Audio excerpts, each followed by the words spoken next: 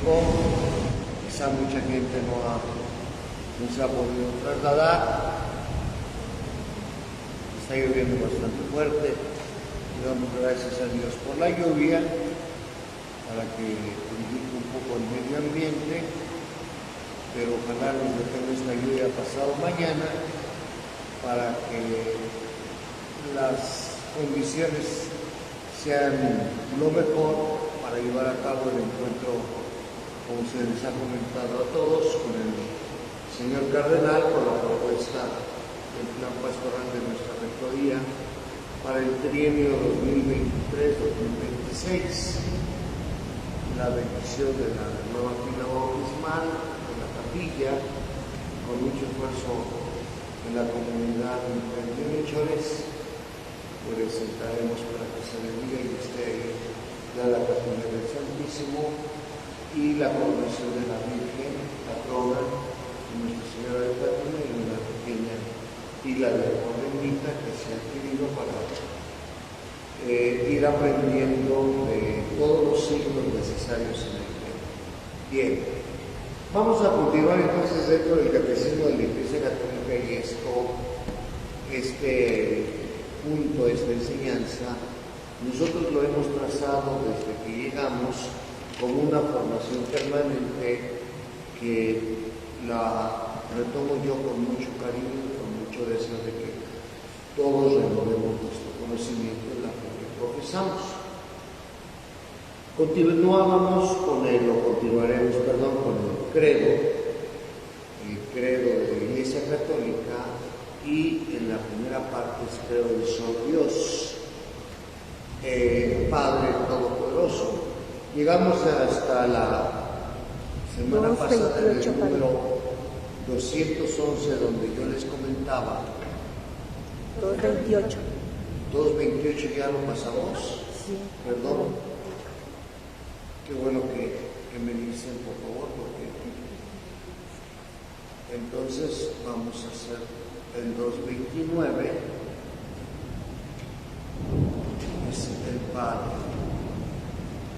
228, 229, 232. Hasta en los números que yo adelanto es porque simple y sencillamente son el resumen de todo el capítulo anterior.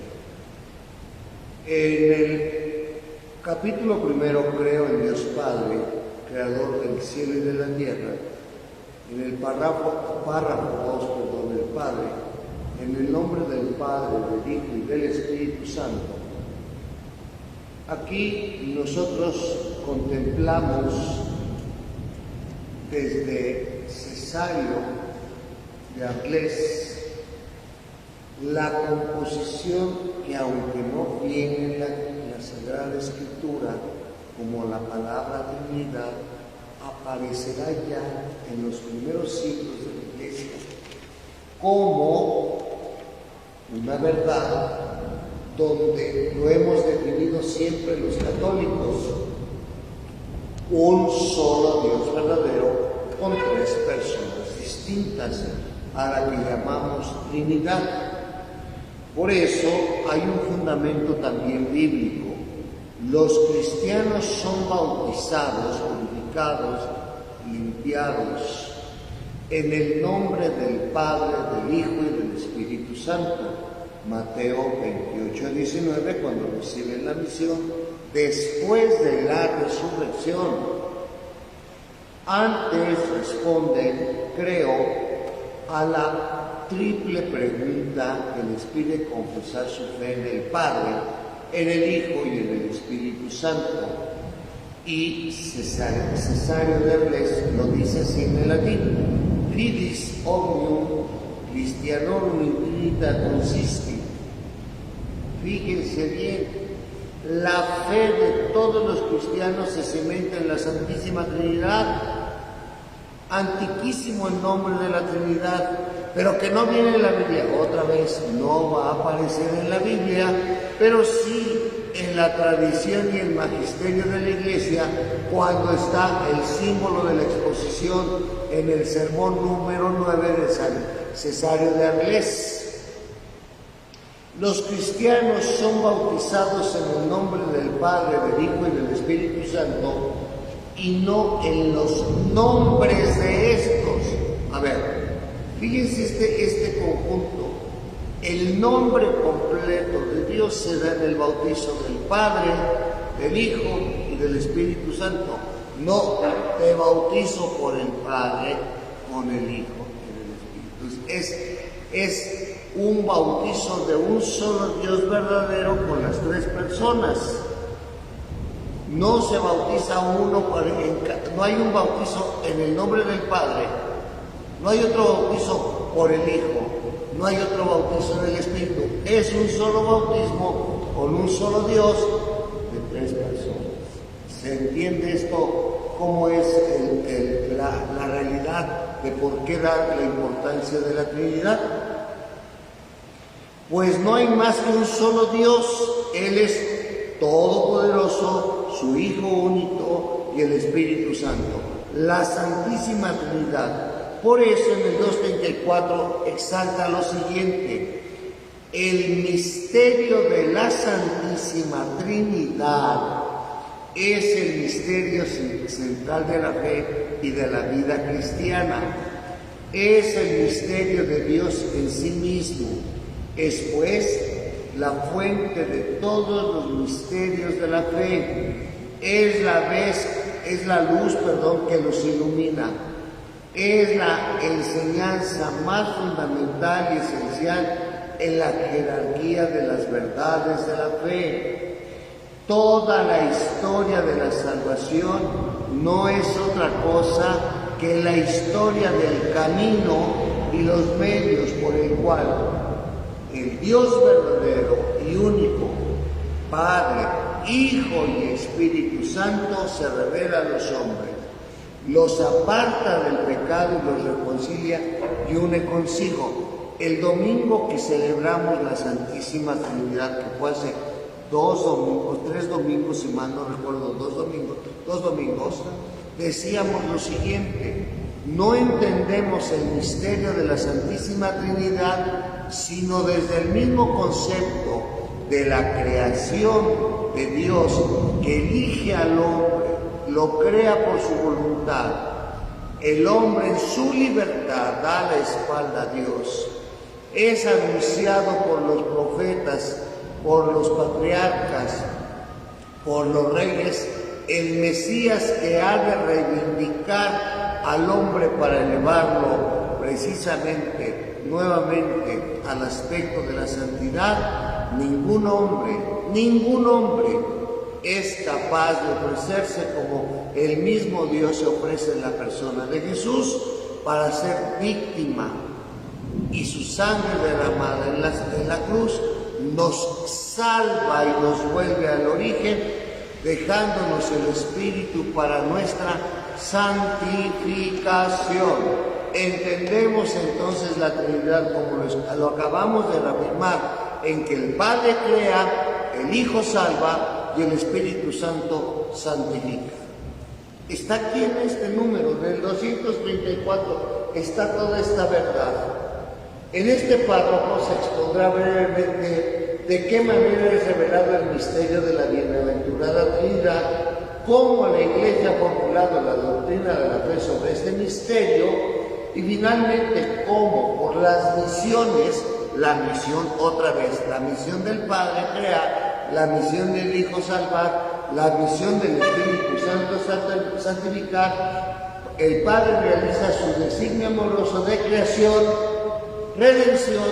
Eso es lo que hace Jesús. Ahí está: redime del pecado. Redimir es quitarle esa atadura al pecado y ser en su alma sujeto a la muerte eterna. Esta redención no simboliza, es que hemos sido llamados a elevarnos al plano nuevamente espiritual. Por eso buscamos una santificación que nos da el Espíritu. Y aquí empezamos con algo bien importante. Los padres de la Iglesia distinguen entre la teología y la economía designando con el primer término el misterio de la vida íntima del Dios que es Trinidad. Con el segundo, la economía, todas las obras de Dios por las que se revela y comunica su vida. Por la economía, entendamos esa palabra griega o economía como economía, que significa un plano. Nos es revelada la teología, pero inversamente es la teología la que esclarece toda la economía. Voy a tratar de simplificar esto. Teos tratado, logos de Dios, o economía de salvación. La teología nos va a enseñar quién es Dios en su Trinidad, porque por eso se estudia Teos, Dios. Sin embargo, la economía nos va a ir mostrando a lo largo de la historia de la humanidad, con diferentes signos, cómo se hace ese plan de la voluntad de ese Dios que se revela en la teología. ¿Qué es lo que revela la teología? El deseo de Dios de mostrarnos su amor y su perdón. Bien, esa economía es revelada por la voluntad de Dios, teología, pero Dios esclarece todos esos planes. Las obras de Dios revelan quién es en sí mismo. Vemos la economía a través de la creación, del perdón de las faltas, de los 10 mandamientos, de la presencia de Jesús, de la vida pública de Jesús, de su pasión, de su muerte, de su resurrección, de su ascensión, del mandato después de la resurrección en el día de Pentecostés, de la voluntad de ir a anunciar una buena nueva. Esa economía, hoy, les decía yo el domingo, que retomábamos el tiempo ordinario con un color verde que significa esperanza, la llegada del juicio, donde lo dice el credo más adelante, creo en la resurrección de los muertos, en la vida eterna, amén. Vendrá ese juicio. Entonces, Dios es quien se revela en sí mismo inversamente. El misterio de su ser íntimo ilumina la inteligencia de todas sus obras. ¿Por qué conocemos esas manifestaciones de Dios? Porque Él nos da a conocer su voluntad. Así sucede en una analogía entre las personas humanas. La persona muestra su obrar y a medida que conocemos mejor una persona, mejor conocemos por qué obra así. ¿Por qué esta persona es así? No se da de la noche a la mañana. Va dándonos a conocer paulatinamente en el pensamiento y en el corazón por qué de su actuar. Sobre todo, vigilemos un poco más lo positivo. Por eso les he dicho algunas veces que no nos quedemos solamente con lo malo de la persona. Perdón, hay manifestaciones también que son de Dios y hay que descubrirlas en su palabra, en su actuar, en su educación, en su donación. La persona es conocida a través de sus obras. Ahí, esto también muestra otro aspecto que va contra aquellos fundamentalistas. Solo el que diga Señor, Señor se salvará y el que conozca a Jesucristo. No, falta el obrar, faltan las acciones, falta todo aquello que no nos puede dejar fuera de esta intimidad. ¿Por qué conocemos a Dios? Porque tenemos las muestras de Dios. Dios se ha mostrado a un pueblo y se ha mostrado al mundo. Por eso les digo a algunos que es mucho más difícil demostrar la inexistencia de Dios que demostrar su existencia. porque hay cosas que la mente no comprende. La Trinidad es un misterio de fe en sentido estricto. Ojo, misterio de fe. Si tú no tienes fe, si tú no pides ese don, lo hemos dicho que el don de la fe se pide, no se compra, no se obtiene. No es solamente cumplir caprichos, lo veíamos este domingo. No busquen al Dios de las cosas, busquen las cosas de Dios. Uno de los misterios escondidos en Dios que no pueden ser conocidos si no son revelados desde lo alto, Dios ciertamente ha dejado huellas de su ser trinitario en su obra de creación y en su revelación a lo largo del Antiguo Testamento. Por eso anuncia el Mesías, por eso anuncia la llegada del Cristos, por eso anuncia la llegada del Salvador. Pero la intimidad de su ser como Trinidad Santa constituye un misterio inaccesible a la sola razón e incluso a la fe que ha tenido Israel antes de la encarnación del Hijo de Dios y el envío del Espíritu Santo. La esencia misma, ese es el misterio que no alcanzamos a comprender por la razón. Porque, a final de cuentas, la definición del amor, cuando lo hemos tratado de definir desde el punto de vista humano, tampoco se puede definir. Porque expresamos nada más lo que sentimos por amor, pero si la naturaleza y la esencia de Dios es el amor completo, no se alcanza a comprender en la razón. Se verán efectos de ese amor hacia una persona, hacia una familia, hacia una forma de ser, hacia una vocación, pero nadie define cómo, el completo, porque el amor verdadero no se define, es inalcanzable. Así, ¿por qué una persona es capaz de limpiar a un enfermo de sus llagas?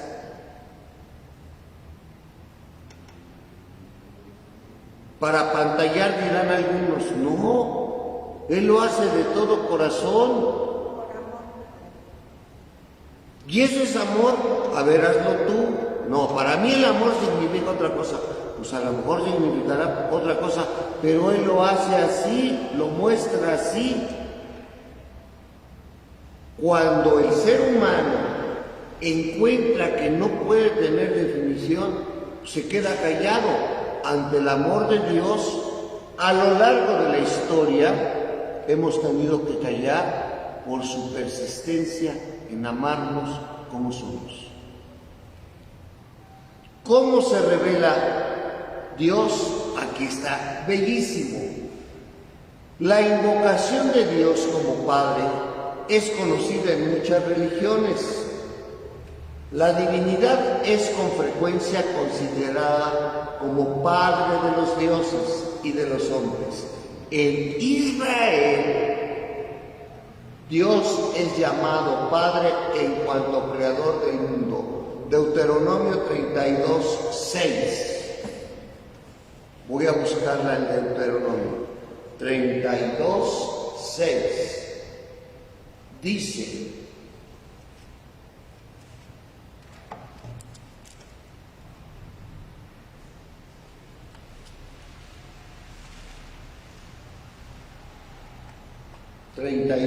¿verdad? Sí. Ya voy en el 18, 32:6.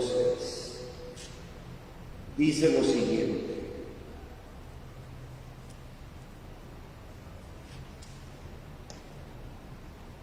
así le pagas al Señor, pueblo necio e insensato. ¿No es Él tu Padre y tu Creador, el que te hizo y te constituyó? El título de Padre. Hay otra cita del Antiguo Testamento, Malaquías 2:10.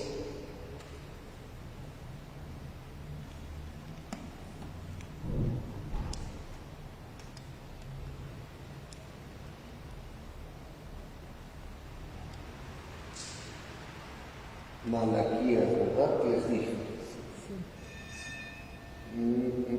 Miqueas es ML, ¿verdad? Sí. Malaquías.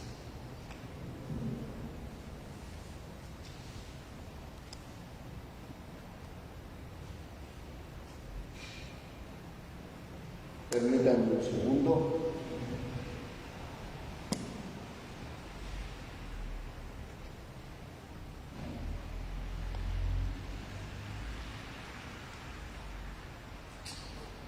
Malaquías.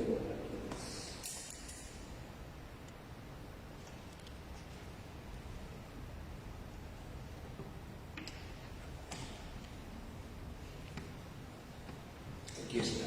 Malaquías. Esdras. Malaquías. Macabeos. A ver. Ya no veo aquí. Ezequiel, Daniel, Macabeos, Jeremías, Isaías, Samuel, juez político.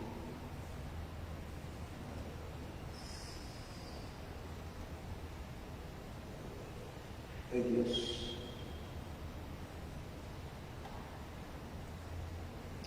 Bueno, está bueno. Deuteronomio, Malaquías. Permítanme un segundo para que no los deje yo con que no esté escrito.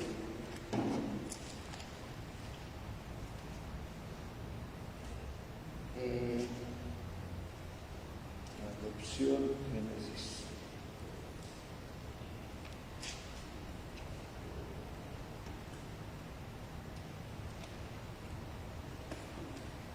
Ahora donde está el directorio, Malaquías. A ver, permítanme un segundo. Malaquías. Acá está, ya lo encontré, permítanme un segundo. Malaquías 1333. 1300. Ya me pasé, con razón, 1333, está acá, perdón. Dice entonces Malaquías, 1333 les dije, ¿verdad? 32. 1300, 1200, 1330 y tantos. 32. Voy a leérselas. El capítulo, ¿qué, perdón? 2, versículo 10. Dice lo siguiente.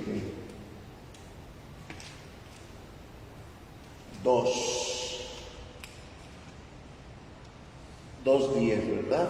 Sí. Dice, perdón, la tardanza.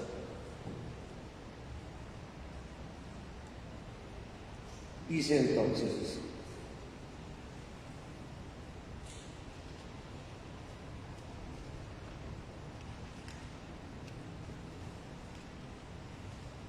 ¿no tenemos todos un solo Padre? ¿No nos creó un mismo Dios? Aquí lo que les decía. En la carta de Malaquías se ve esta dualidad de la función o misión del Padre. Crear y es Padre. Malaquías 2:10. ¿Por qué uno traiciona a su hermano, profanando la alianza de nuestros antepasados? Judá traiciona en Jerusalén. Se cometen acciones horribles. Judá ha profanado el santuario que el Señor ama y se ha casado con la hija de un Dios extranjero. Si releen ustedes Malaquías, que es una carta muy pequeña, encontrarán entonces la primera gran parte de lo que hemos visto. Dice entonces lo siguiente: pues, aún más, es padre en razón de la alianza lo acabamos de escuchar, y el don de la ley a Israel, su primogénito. Es llamado también Padre del Rey de Israel, segunda de Samuel 7. Es muy especialmente el Padre de los pobres, del huérfano, de la viuda, que están bajo su protección amorosa. Salmo 68:6. Salmo 68:6. Dice lo siguiente. Salmo 68:6.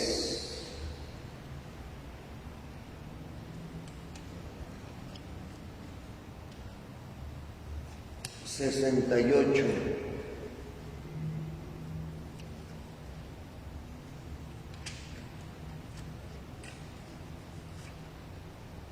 ...66, 67, 68, 6.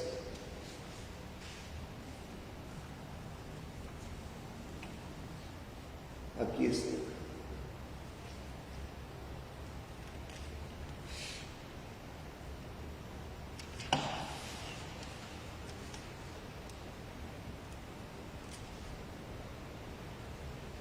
Esta Biblia que trajo,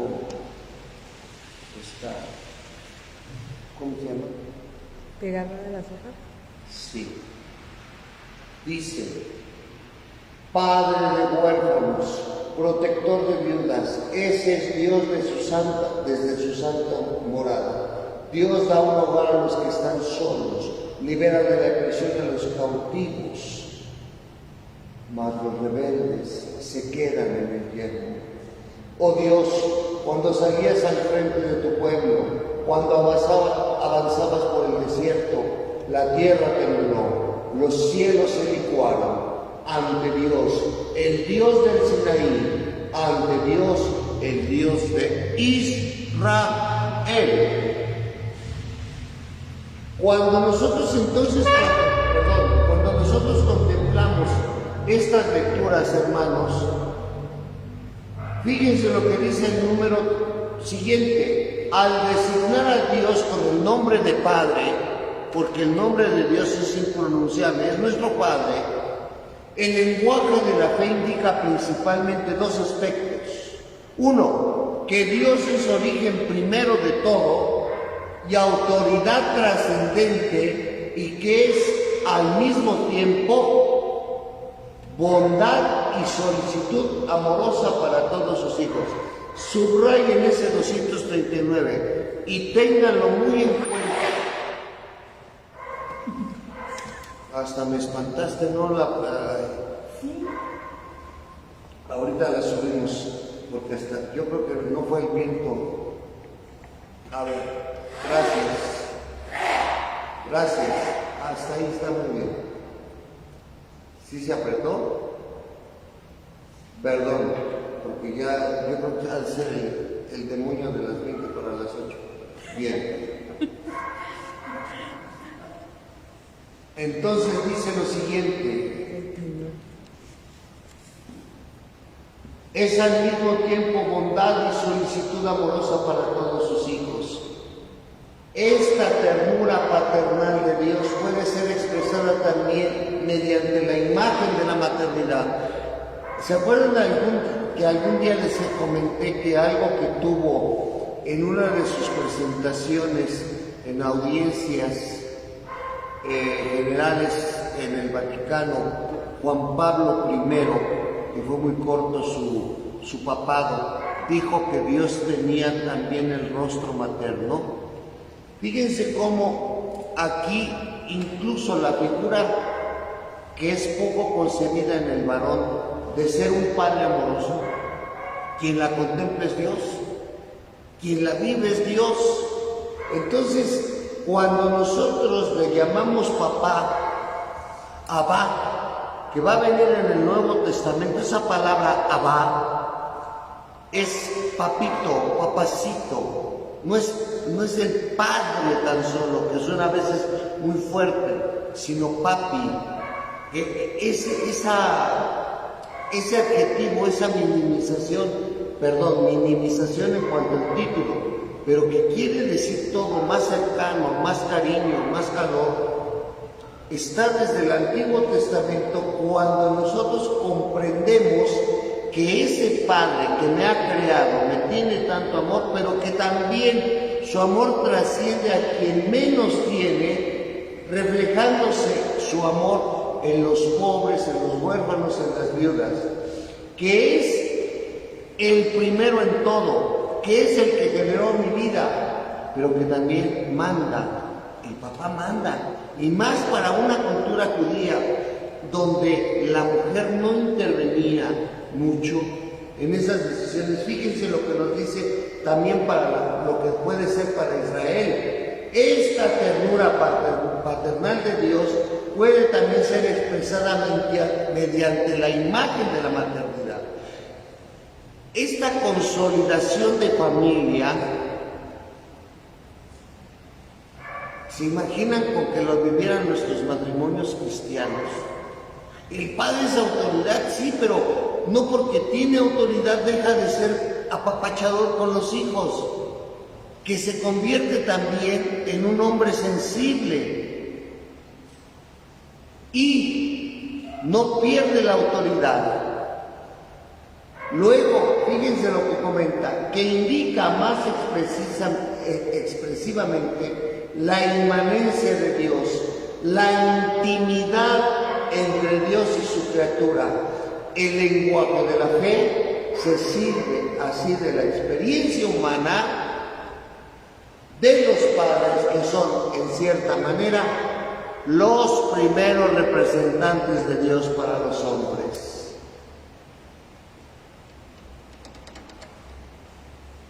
Pero esta experiencia dice también que los padres humanos son falibles y que pueden desfigurar la imagen de la paternidad y la maternidad.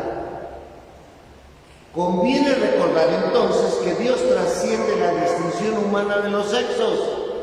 Por eso es un espíritu, porque puede ser a la vez padre y madre. No es hombre ni mujer, es Dios. Trasciende también la paternidad y la maternidad humana, claro, aunque sea su origen y medida. Nadie es padre como lo es Dios. ¡Qué hermoso! Que lean esto los papás que se van a casar o que engendran hijos a lo... No puedo decirlo porque estoy ahora sí ya en un lugar casi muy santo con las personas. Pero fíjense, nadie puede compararse a ese Dios, pero tomen en cuenta lo que deberían de ser los padres, trascendentes, tan padre también como madre. Jesús ha revelado que Dios es Padre, claro, porque Él es el Hijo, en un sentido nuevo. No lo es solo en cuanto creador, origen. Él es eternamente el Padre en relación a su Hijo único, que recíprocamente solo es Hijo en relación a su Padre. Nadie conoce al Hijo sino el Padre, ni al Padre le conoce a nadie sino el Hijo, y a quien el Hijo se lo quiera revelar. Este no es un juego de palabras. Yo conozco tanto lo que soy en mi naturaleza paternal que ahora quiero ser el Hijo para decirles que este Padre se puede no hacer, se vuelve Hijo para entenderlos a ustedes y volverlos a lo que verdaderamente deseo conocer con plenitud, porque Dios no se necesita conocer a sí mismo, no necesita, aunque sea su criatura, conocer las diferentes manifestaciones de su criatura en su humanidad, porque ningún hombre es igual. Entonces, ¿quién da a conocer al Padre? El Hijo. ¿Quién da a conocer al Hijo? El Padre. se revelan mutuamente, porque el Padre y el Hijo son lo mismo. Jesús habla por el Padre, en el Padre. El Padre habla en los labios de Jesús, como Padre y como Jesús. Por eso los apóstoles confiesan a Jesús como el verbo, mayúscula, logos, que en el principio estaba junto a Dios y que era Dios. Ese Juan 1:1, tengan por favor así, en cualquier Biblia seria, cristiana, así debe de aparecer. En el principio el verbo estaba con Dios y era Dios, como está escrito, porque las Biblias mormonas escriben, en el principio estaba con Dios y era un Dios. Ninguna traducción seria trae un Dios con minúscula, solamente los mormones. Por eso, aunque se digan que son la iglesia de los santos de Cristo en los últimos días, no tiene batería. Están muy alejados de la realidad, porque eso es minimizar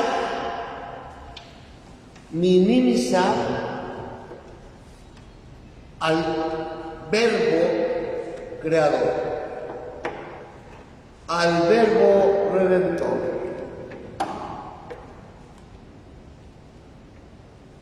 Perdón.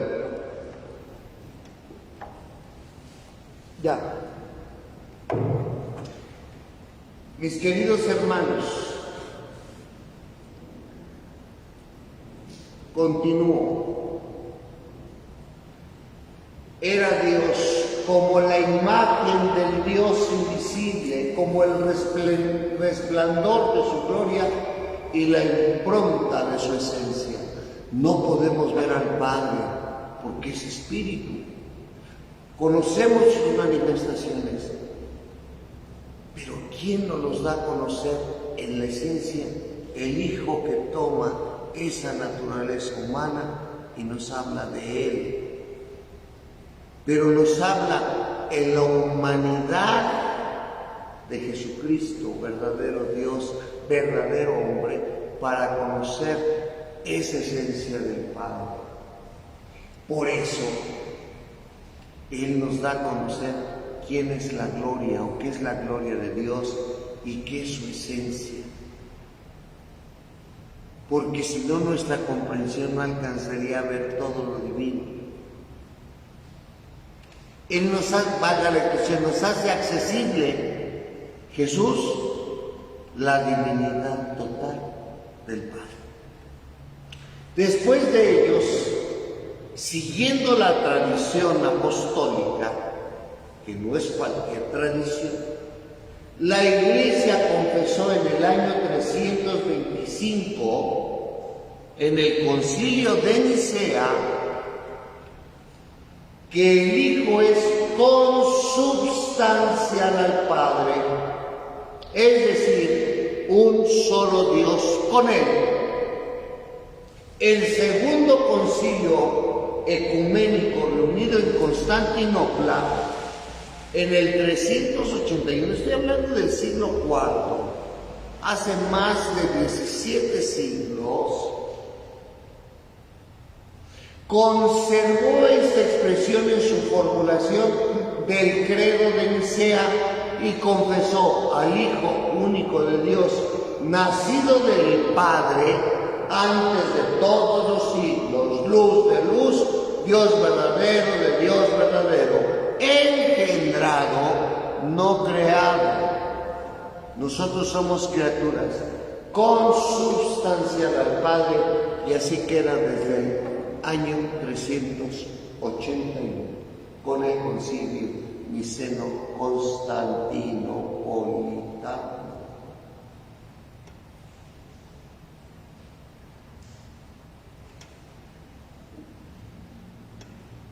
Pero Jesús ya había dicho otra vez, quien conoce al Padre, conoce al Hijo. Juan es bíblico. La imagen del Dios invisible, Colosenses, bíblico. El resplandor de gloria y presencia en Hebreos 1:3, bíblico. Y voy a la Sagrada Escritura. Voy a leer la última, que es la carta a los Hebreos, en el capítulo 1, versículo 3.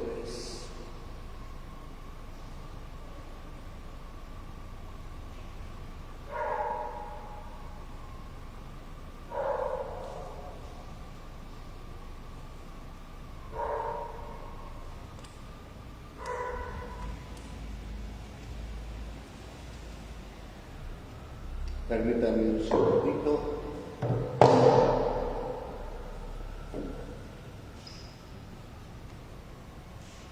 Hebreos,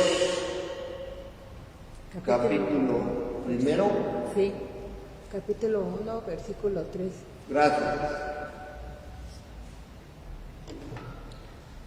Voy a empezar desde el versículo primero. En el pasado, muchas veces, en muchas formas, habló Dios a nuestros padres por medio de los profetas. ¿Dónde dice eso? Antiguo Testamento. Carta a los Hebreos, Nuevo Testamento. Fíjense, ¿por qué les digo que tomen con seriedad la iglesia que pertenecen? Porque la iglesia católica no es un juego. En esa etapa final nos ha dado por medio de su Hijo, a quien nombró heredero de todo y por quien creó el universo. Él es reflejo de su gloria, la imagen misma de lo que Dios es, y mantiene el universo con su palabra poderosa. Él es el que purificó al mundo de sus pecados y tomó asiento en el cielo a la derecha del trono de Dios. Está sentado a la derecha de Dios Padre, de nuevo ha de venir a juzgar a vivos y muertos, y su reino no tendrá fin. Este credo de los apóstoles, inspirado en la Sagrada Escritura, es el primer credo de la Iglesia. ¿Quién lo confirma? Lo confirma después el concilio, pero 400 años ya tenía proclamándose esta fe.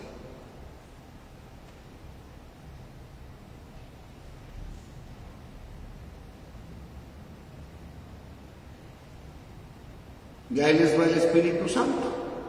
Y con eso termino.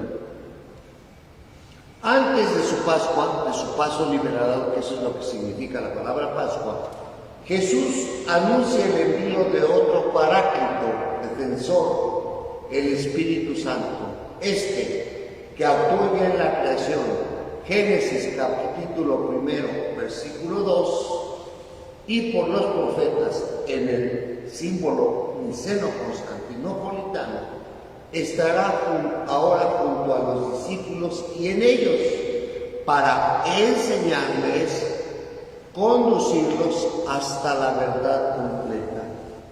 El Espíritu Santo es revelado así como otra persona divina con relación a Jesús y al Padre. El origen eterno del Espíritu se revela en su misión temporal, misión del tiempo.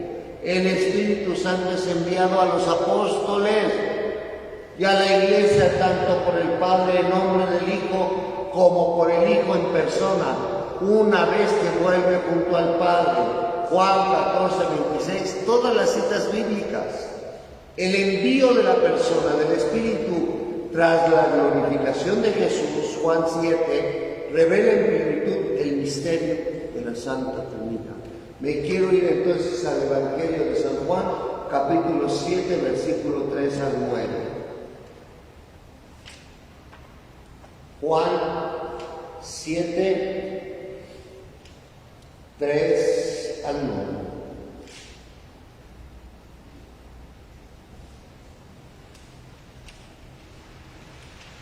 Dice lo siguiente: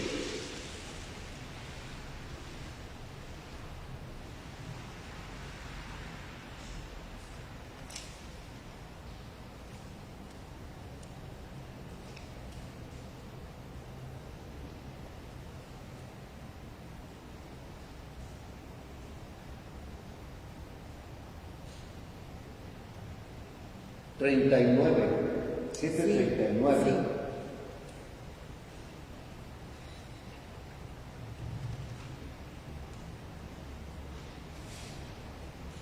Estas hojas de papel, cebolla soltando y galletas.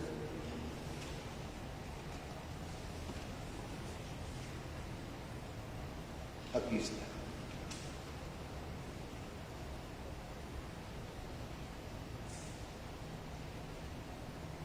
Voy a leerlo desde el 37. El último día, el más solemne de la fiesta, Jesús se puso de pie y exclamó: quien tenga sed, venga a mí y beba. Quien crea en mí, así dice la Escritura, de sus entrañas brotarán ríos de agua viva. Se refería al Espíritu que deberían recibir los que creyeran en Él. El Espíritu todavía no había sido dado, porque Jesús aún no había sido glorificado. Algunos de la gente al oír estas palabras decían: este es realmente el profeta. Otros decían: este es el Mesías. Otros preguntaban: ¿acaso el Mesías vendrá de Galilea?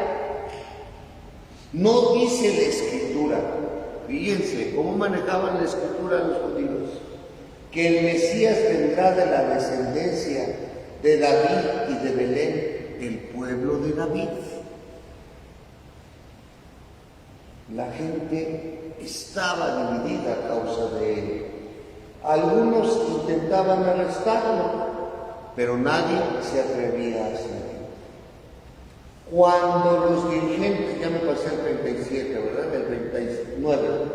El 39 dice entonces así: se refería al Espíritu que debían recibir los que creyeran en él. El Espíritu todavía no había sido dado, porque Jesús no había sido glorificado. La fe apostólica, el envío de la persona del Espíritu tras la glorificación de Jesús, revela en plenitud el misterio de la Santa Trinidad. Y concluyo: la fe apostólica relativa al Espíritu fue proclamada por el Segundo Concilio Ecuménico en el 381 de Constantinopla. Creemos en el Espíritu Santo, Señor y Dador de vida, que procede del Padre. La Iglesia reconoce así al Padre como fuente y origen de toda divinidad. Así lo dijo también el Concilio de Toledo, número sexto, en el año 638, 3 siglos después. Sin embargo, el origen eterno del Espíritu Santo está en conexión con el del Hijo. El Espíritu Santo, que es la tercera persona de la Trinidad, es Dios, uno e igual al Padre y al Hijo, de la misma sustancia y también de la misma naturaleza. Por eso no se dice que solo es el Espíritu del Padre, sino a la vez el Espíritu del Padre y del Hijo. Concilio de Toledo.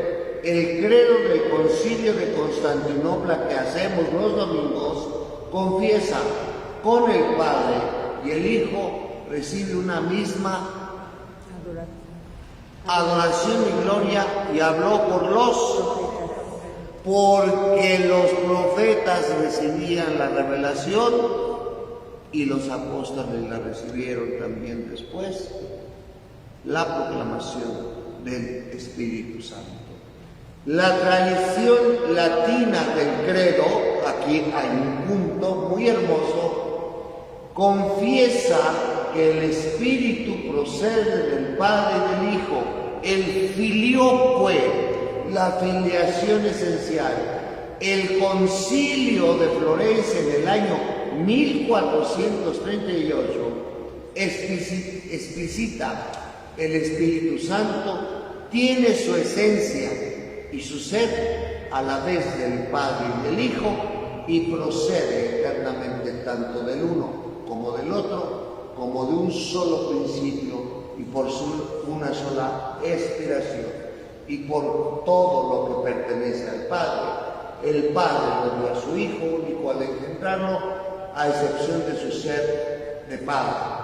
Esta procesión misma del Espíritu Santo a partir del Hijo, la tiene eternamente de su Padre que lo engendró eternamente. Esta afirmación del filioque, la filiación esencial, no figuraba en el año confesado en el 381 en Constantinopla, pero sobre la base de una antigua tradición latina y alejandría, el Papa San León ya había confesado dogmáticamente desde el siglo V, año 447, en su Juan Laudium Litier, antes incluso que Roma conociese y recibiese el año 451, en el año del Concilio de Calcedonia, el símbolo del año del 381, el uso de esta fórmula del credo fue poco a poco admitido en la liturgia latina, fíjense, hasta la Iglesia latina hacia el año o los siglos 8 y 11.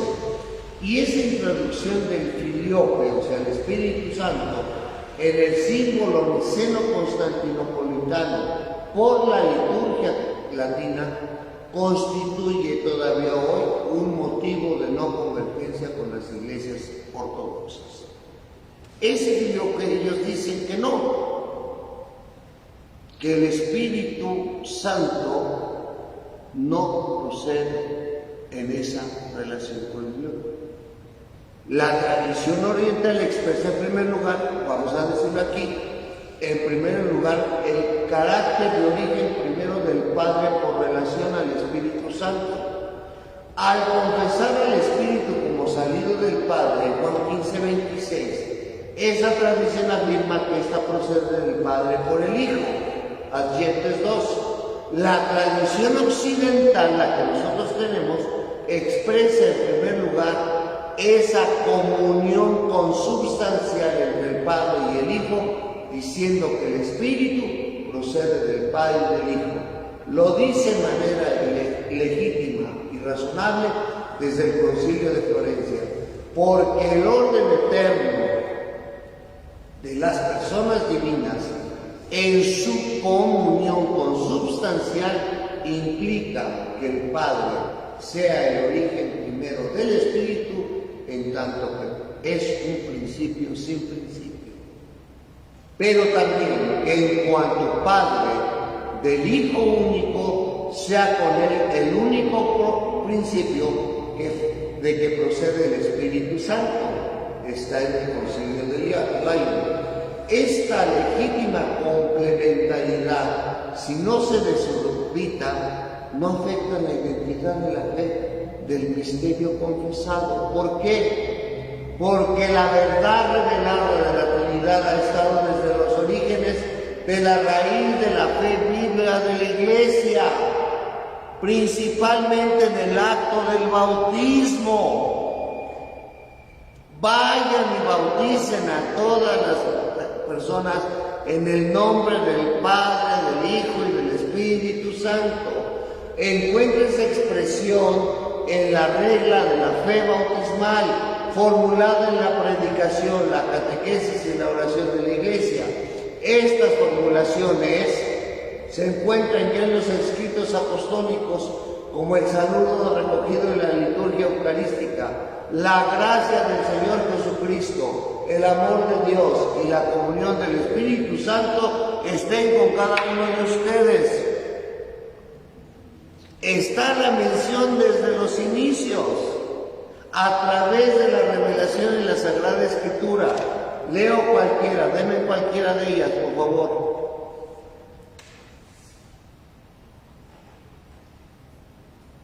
Cualquiera de las citas. No vaya a decir que no saben cuáles son las citas. Las que aparecen ahí. Sí, Colosenses 12. Segunda Colosenses. No, primera de Colosenses. No, es la Primera acá. de Corintios. Ah, ahí dice Primera de Corintios, ¿qué capítulo? 12, versículo 4 al 6. 12. No tiene nada. 12, 4, ¿qué? ¿Sí?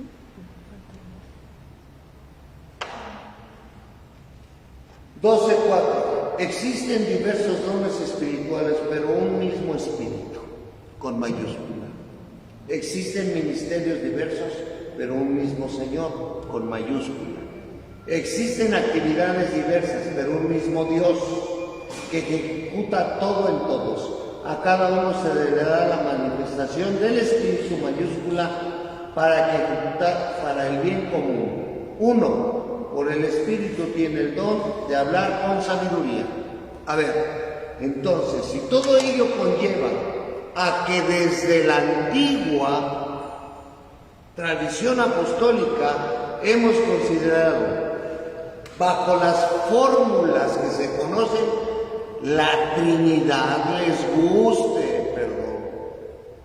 guste el nombre o no les guste, lo volvemos a decir con la fe: un solo Dios verdadero con tres personas distintas.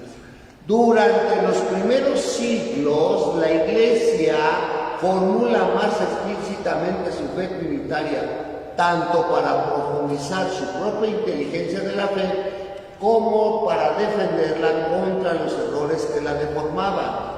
Esta fue la obra de los concilios antiguos, ayudados por el trabajo teológico de los padres de la Iglesia y sostenidos por el sentido de la fe del pueblo cristiano. Para la formulación del dogma de la Trinidad, la Iglesia debió crear una terminología propia con ayuda de nociones de origen filosófico: substancia, persona, hipóstasis, relación. Al hacer esto, no sometió a la fe a la sabiduría humana, sino que daba un nuevo sentido sorprendente a términos destinados también a significar en adelante un misterio que no tiene fallas, inefable, infinitamente más allá de todo lo que podemos concebir según la medida humana. Pablo VI. La Iglesia utiliza el término substancia, traducido también a veces por esencia o por naturaleza. Naturaleza, substancia, esencia, para designar el ser divino en su unidad. El término de persona o hipóstasis, para designar al Padre, al Hijo y al Espíritu Santo en su distinción real entre sí. El término relación, para designar el hecho de que su distinción reside en la referencia de cada uno a los otros. Porque, otra vez, por su misión. Su misión, su acción. La Trinidad es una. No confesamos tres dioses, sino un solo Dios en tres personas. La Trinidad consubstancial es la misma substancia. Concilio de Constantinopla número 2 ratifica esto en el año 553. Recordemos que el primero fue en el 381. Las personas divinas no se reparten la única divinidad, sino que cada una de ellas es enteramente Dios. No hablan de porcentajes. El Padre es lo mismo que el Hijo.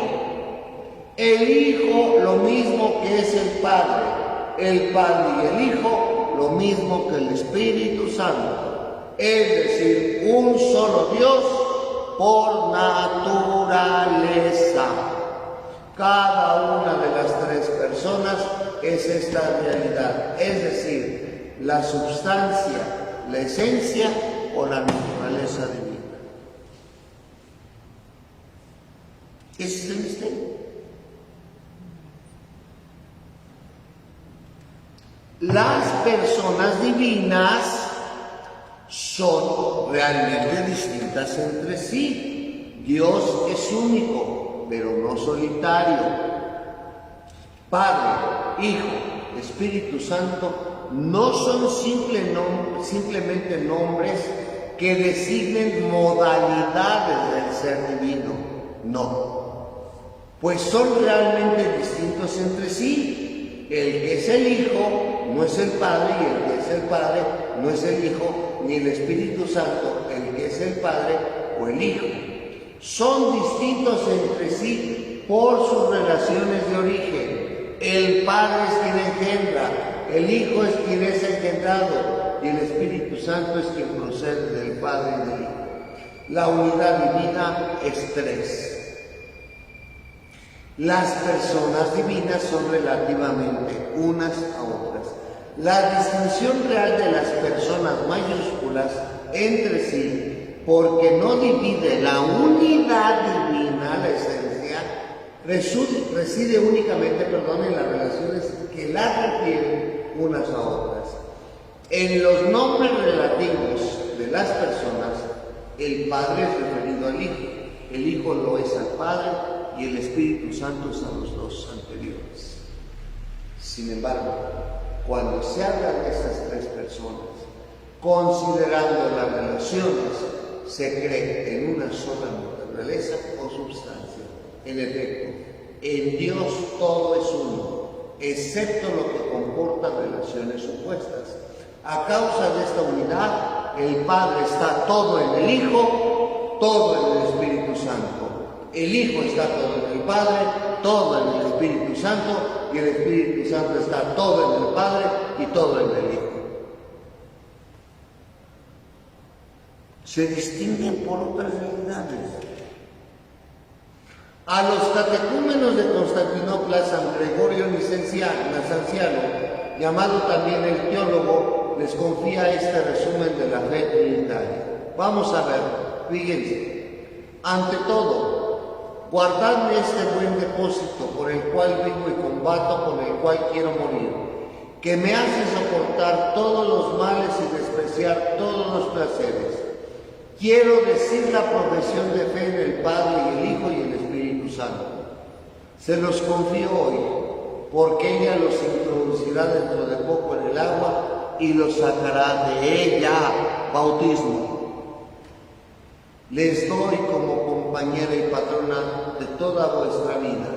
Les doy una sola divinidad y poder, que existe una en los tres y contiene los tres de una manera distinta. Divinidad sin distinción de substancia o de naturaleza, sin grado superior que eleve o grado inferior que abaje. Es la infinita connaturalidad de los tres infinitos, cada uno considerado en sí mismo, es Dios entero. Dios, los tres considerados en conjunto. No he comenzado a pensar en la unidad cuando ya la Trinidad me baña con su esplendor. No he comenzado a pensar en la Trinidad cuando ya la unidad me posee de nuevo. ¿Qué es este himno? Simple y sencillamente, Señor, sabemos que estás, que eres el Hijo, que eres el Padre, la misma sustancia, pero tres personas distintas. Pero en esencia es el mismo Dios. O lux beata trinitas et principalis unitatis. Oh Trinidad, luz bienaventurada y unidad esencial, del himno de la liturgia, de las horas en el himno de vísperas. Dios es eterna beatitud, vida inmortal, luz sin ocaso.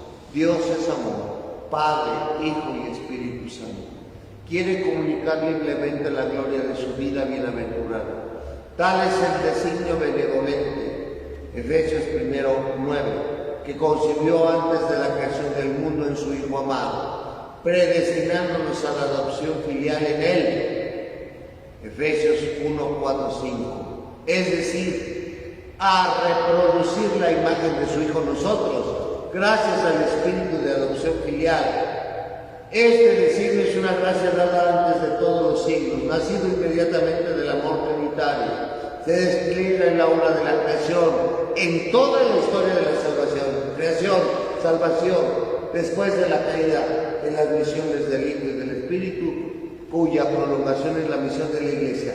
Adyentes número 29, Concilio Vaticano II. Señores, este designio de gracia es desde el principio de la creación, con la salvación en Jesucristo para la santificación del Espíritu. Toda la economía divina, la oikonomía, ¿se acuerdan que veíamos arriba?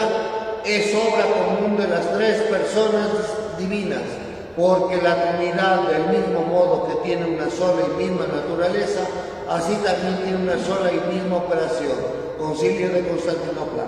El Padre, el Hijo y el Espíritu Santo no son tres principios de las Escrituras, un solo principio. Concilio de Florencia. Sin embargo, cada persona divina realiza una obra común según su propiedad personal. Así, la Iglesia confiesa, siguiendo el Nuevo Testamento, 1 Corintios 8, 6, uno es Dios y Padre de quien proceden todas las cosas. Uno es el Señor Jesucristo, por el cual son todas las cosas, y uno es el Espíritu Santo, en quien son todas las cosas. La base de la Trinidad está en la Santa Biblia también.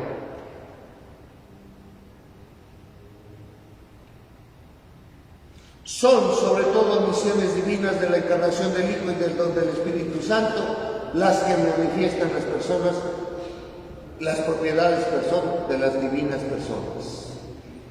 Toda economía divina obra a la vez común y personal, da a conocer la propiedad de las personas divinas y su naturaleza única. Así, toda la vida cristiana es comunión con cada una de las personas divinas, sin separarlas de ningún modo. El que da gloria al Padre lo hace por el Hijo en el Espíritu. El que sigue a Cristo lo hace porque el Padre lo atrae, pero el Espíritu lo mueve. En fin, el fin último de toda la economía, de la economía divina, es la entrada de las criaturas en la unidad perfecta de la bienaventurada Trinidad. Pero desde ahora somos llamados a ser habitados por la Santísima Trinidad. Si alguno me ama, dice el Señor, guardará mi palabra, y mi Padre le amará y vendremos a Él y haremos en Él nuestra morada. Es decir, déjate invadir, déjate pertenecer en Dios, porque perteneciendo a Dios perteneces en el Hijo y en el Espíritu Santo. Dios mío, Trinidad, te adoro. Esta oración es bellísima. Ayúdame a olvidarme enteramente de mí mismo para establecerme en ti, inmóvil y apacible, como si mi alma estuviera ya en la eternidad. Que nada pueda turbar mi paz ni hacerme salir de ti, mi inmutable, sino que cada minuto me lleve más lejos en la profundidad de tu misterio. Pacifica mi alma, haz de ella tu cielo, tu morada amada y el lugar de tu reposo. Que yo no te deje jamás solo en ella, sino que yo esté allí enteramente, totalmente despierta en mi fe, en adoración, entregada sin reservas a tu acción creadora. Todavía no llega santa y así escribe la beata Isabel de la Trinidad. Preguntas.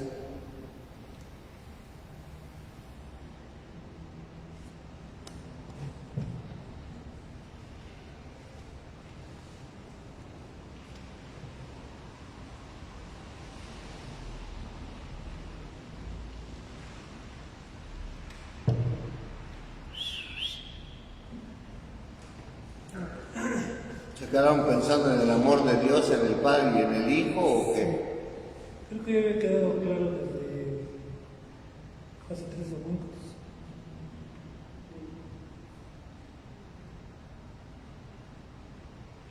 Ahora que está fundamentado con todas las formulaciones bíblicas, con el magisterio de la Iglesia y con la tradición apostólica. Entonces, creo que tenemos una gran riqueza en manifestar por qué nosotros tenemos este dogma de la Trinidad que no llega a comprenderse en lo absoluto de nuestra mente. Es un misterio muy grande, muy, muy grande. Pero es la voluntad del Padre darse a conocer por el Hijo en el Espíritu. Es dejarse amar en la Trinidad con toda la consubstancialidad, con toda su naturaleza como el Señor nos ama.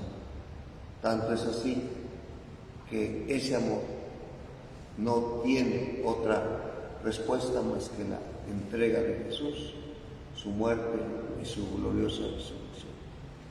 Ese es el misterio de nuestra fe.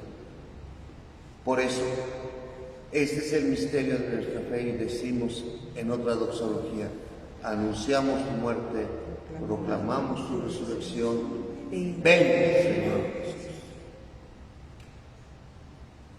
En la espera constante del Mesías, en la constante espera de la Iglesia celeste, estamos nosotros viviendo por ella. Muy bien, pues a los hermanos que nos están siguiendo por Facebook, los invitamos desde el próximo miércoles. Va a ser muy breve quizás la visita en la mañana con el señor obispo Salvador, que venga. Si se podrá transmitir todavía no lo sé, pero lo que sí se podrá transmitir para toda la comunidad y para las comunidades y bienhechores será el plan pastoral que nuestra gente de los diferentes grupos presentará a las 4 de la tarde, que vendrá aquí el señor cardenal Aguirretes, que es la primera vez que viene a esta comunidad, y después de la Santa Misa y la intervención con los grupos pasaremos inmediatamente a la misa. Están todos invitados a escucharnos o a venir a hacer su presencia también aquí en el templo, porque reiteramos el agradecimiento a toda la comunidad y a todos nuestros bienhechores. Muchas de las cosas que se van a bendecir o todas las cosas que pediremos que el Señor bendiga, como es la nueva pila bautismal, la capilla del Santísimo, la coronación a la Virgen, a la patrona especialmente, y la pila del agua bendita, le pediremos que la haga para que tenga también cierta importancia los signos litúrgicos, que son signos de devoción, signos de nuestra fe, y enmarcarlo así con su primera visita pastoral a esta comunidad. Así es que todos están invitados y nuevamente nuestra gratitud para llegar a todos estos eventos, gracias a su cooperación, reitero, y a su generosa donación.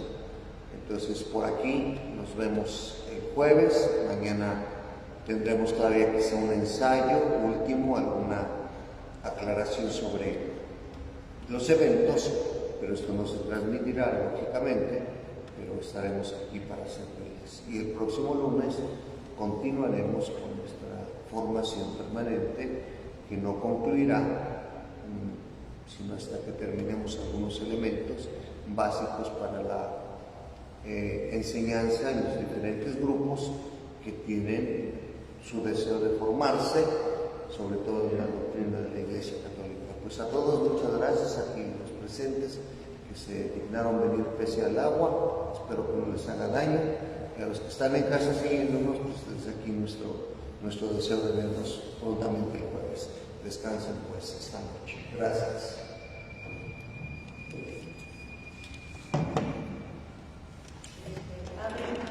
Me habló Lupita que no es posible que consigan las pizzas porque la persona que le podía hacer la rebaja de pizzas